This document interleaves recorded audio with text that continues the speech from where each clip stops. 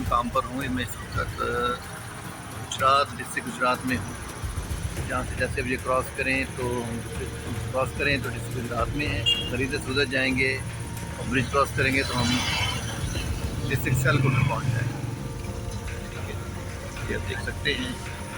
तो आज बहुत अच्छा मौसम है, अपनी फैमिली के साथ टूरिज्म के लिए आइए और जो एहतियाती तदाबीर हैं उन्हें ज़रूर मद्देनज़र रखें।